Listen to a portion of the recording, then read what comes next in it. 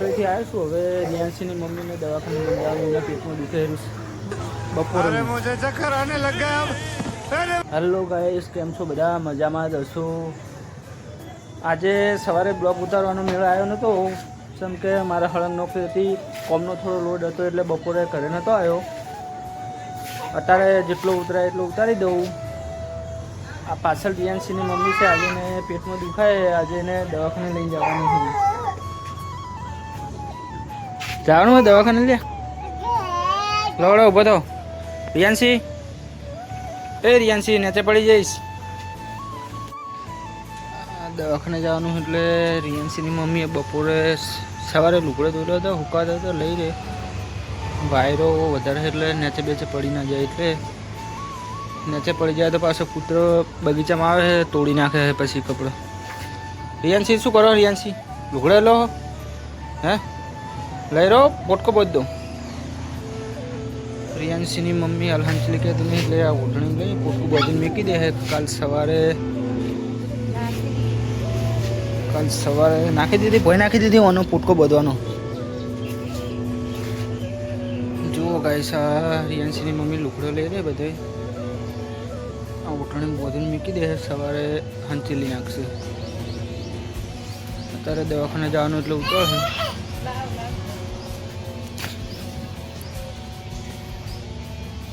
રિયાન્સી જો ઊભા થતા શીખી જઈએ, જો હેડતો શીખી નહીં, પડી જાય ને હેડવા જાય એટલે. રિયાન્સી રાધે રાધે કહી દો. રાધે રાધે, રાધે રાધે. આ બાજુ જોઈને, આ બાજુ. રાધે રાધે, રાધે રાધે. રાતે વાળવાના. રિયાન્સીની મમ્મી એમ કે રાતે વાળ નાખે. રાધે રાધે, રાધે રાધે, રાધે રાધે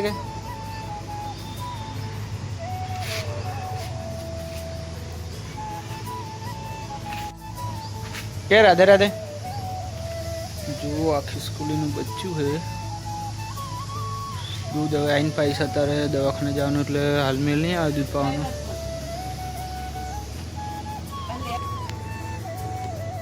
દૂધ આમ તો લાવ્યો તો પણ બપોરે રિયાન્સીની મમ્મીએ ચા મૂકી દીધો. બપોરે થોડું પાયું હતું, અત્યારે દૂધ નહીં એટલે હવે દવાખાને જે લીટરમાં આવું એટલે દૂધ લેતા આવું, પછી સ્કૂલના બચ્ચાને પાઈ દઈએ દૂધ.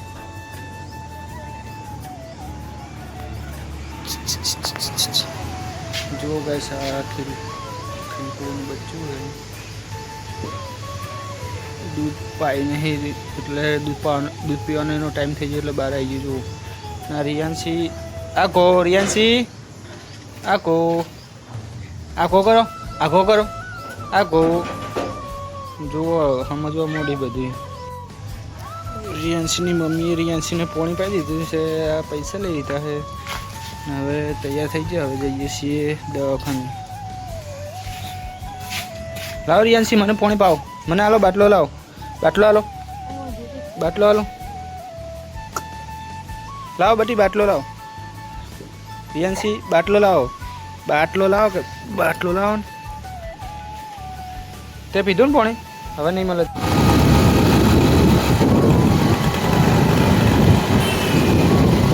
હેલો ગાઈસ, તો નીકળી જાય રિયાન્સી 3 જણા દવાખાને જવા માટે. બાઈક બહુ જ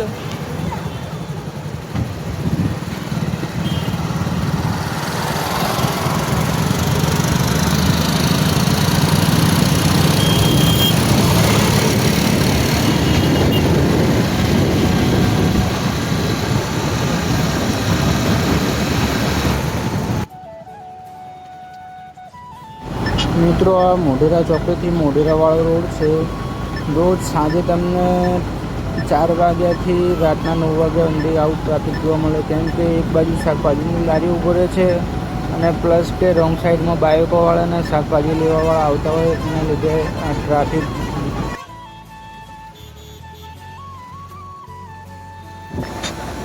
આપણે હવે દવાખાના જોડે પહોંચી ગયા છે.